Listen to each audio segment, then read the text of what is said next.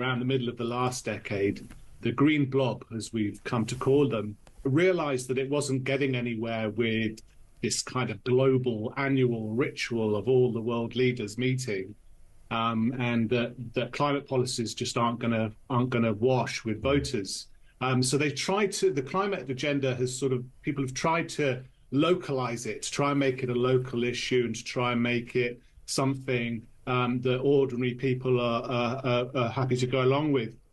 And of course, that means they've discovered that they can create, rather than creating fear about global warming and climate change, which is very abstract and people have trouble related to it. The environmental movement has repackaged that as air pollution, so as local air pollution. So the idea is you can't get people out of their cars, you can't get governments to ban cars.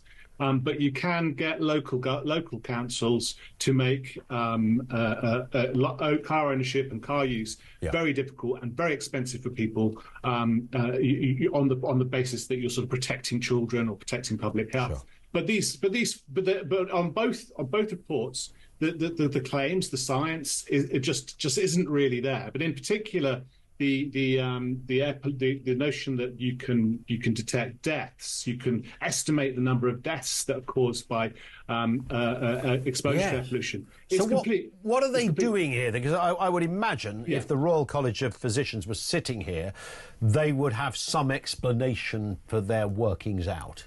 Well, it depends how hard you push them. But actually, in 2018, the government assembled a committee of scientists to look into this kind of question. It was called the Committee on the Medical Effects of Air Pollutants, and they were asked to say, well, okay, how many deaths does air pollution cause? And they came up with a statistical method, which said, here's the exposure that people have, and we believe that the scientific evidence says this many deaths are result of that. But actually, half of the scientists, or a good proportion of the scientists, said this is a very misleading way of expressing the dangers, the risks of exposure to air pollution. You shouldn't use deaths because actually air pollution doesn't cause any deaths at all, right? What it does do is theoretically reduce people's lives, how long they live for, right?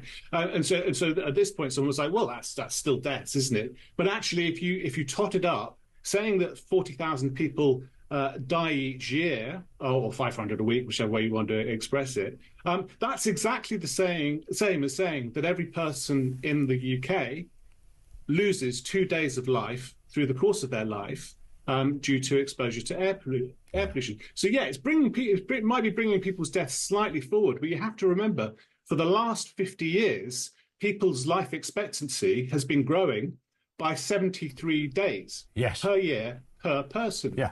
So then what I've argued, and what with the Together declaration, we've produced a couple of reports. What we're arguing is, well, what is the effect, the economic effect of all of this, stopping people using their cars, stopping people getting around, and does that not have a health effect? And it does. And it turns out the biggest determinant of people's health, how long people live for, and how healthy they are, is not how clean the air is; it's how much money they have. Right. There's huge amounts of data on this for every kind of level of every country, every region in the world. And in the UK, it turns out that between about £15,000 a year and £40,000 a year, life expectancy is increased by 6 months for a man for every £1,000 on average that they have in income. So rather than sort of quibbling about hours or maybe days that people seemingly lose their life to as a result of air pollution, we should be, if doctors are really concerned with the health of the population, they should be making these economic arguments. So these, and we have discussed this before, these 500 people, it's a notional. They don't literally exist. It is a statistical construct, as it were. It's exactly the words that scientists who are being honest use. They call it exactly a statistical construct. It's a fiction. It's a way of explaining to politicians, what the risks are. But there are many different ways to express exactly the same thing. 65 hours over the course of your lifetime, or some such figure. So it's a very unscientific way, and it's very clearly aimed at provoking people's emotions and driving an ideological agenda, which is exactly what we expect institutions like the Royal College of Physicians, who produced this report, and others not to do. Right? We expect them to be very cool and cautious about intervening in political debates and just bringing the facts. But as we've seen over the recent years, on air pollution, on climate change, and of course on COVID, it does seem like these institutions are much better at representing these ideological agendas than they are to help people understand the science. And that's a real shame, and I think it's quite dangerous. And you'd have to assume that if you look at, life expectancy, as you say, it's increased year on year. If you went back to, I don't know, the Victorian times or something like that, certainly any time post the Industrial Revolution, then toxic air would have been a much bigger factor in premature death, if that's the way you want to look at it. But also, could you not just throw in, let's give these physicians a benefit of the doubt here. In the modern world, people will die of all sorts of things, and some people might not do well in the breathing department, living, in kind of Western civilization. Some might have immunities to the sun, which finishes them off by 24 hours or 36 hours that they wouldn't have done. I mean, these are very narrow, extraordinary, almost anti-intellectual ways to define things. Yeah, I think so. I mean, if you do go back to the 19th century, in Germany, infant mortality in the late 19th century was in the order of 50%. Wow, that's 50% of children die. In the UK, I think it was slightly lower, so closer to a third, or certainly above a third, right up until the end of the 19th century. And then we have these miraculous changes in society. The invention of the fridge was one of the biggest savers of people, especially during weather like we're having now. Food used to foul, but nobody could afford to throw could afford to throw food away. So people ate rotten food. So and then they died. And then of course antibiotics and so on and so forth. And so 100%.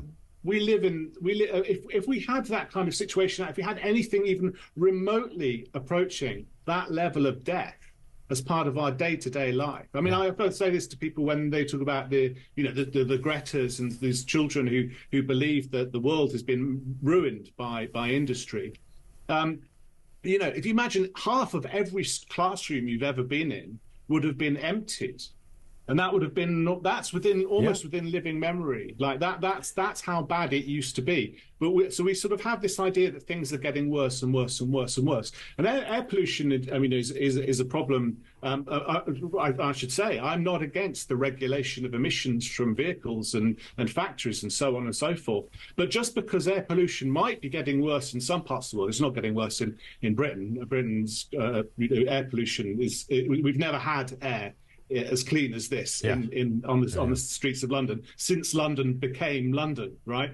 But in places where air pollution has become a problem, you don't see more children or even more adults being ill. You actually see people becoming healthier and living longer. And that's because industrialization, air pollution is associated with industrialization and people getting wealthier. So it turns out, you've got people at places like Mongolia, where in the 1970s infant mortality was still in the 30% area. Now it's like it's less than 2 or 3%. Sure. But air pollution seems to be going. Air pollution in Mongolia is absolutely appalling.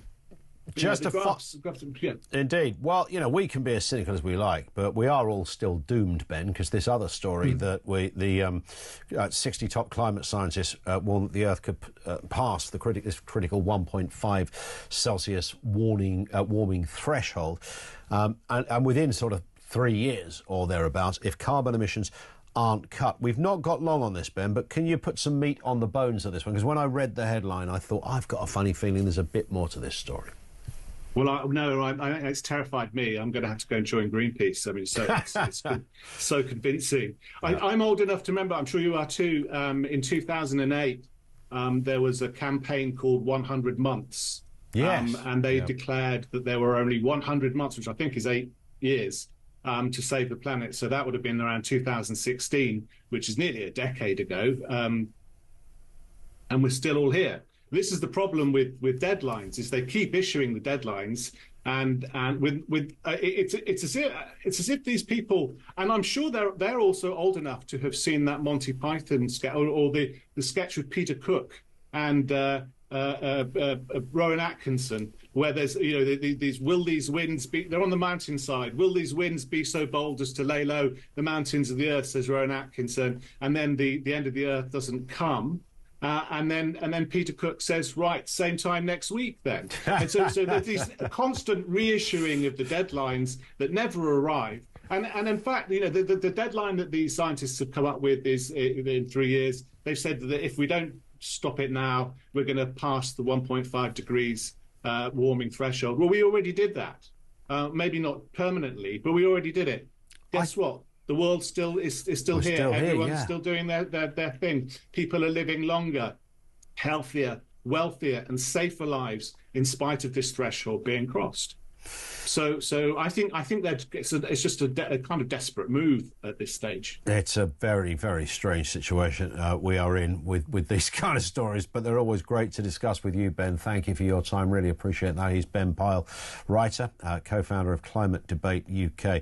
I always think that stat about X amount. You hear of £500 a week, £500, 500 people a week, 40,000 a year. It gets mentioned in speeches from people who are saying, 40,000 people a year are dying of.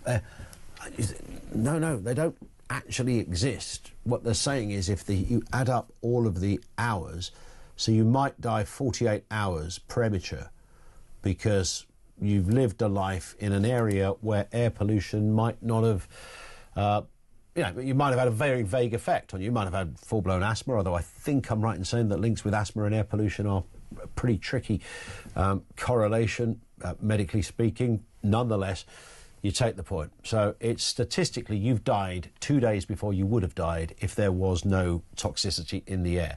And if you add up all of those 2 days, you end up with 500 people a week. So it's just a notional idea. It's not actually real, which is why you never meet someone whose granddad just died of toxic air. Never happened. A bit like heavy electricity. One for the pop culture fans there. 0344 499 1000. Back with more from you coming next on Talk.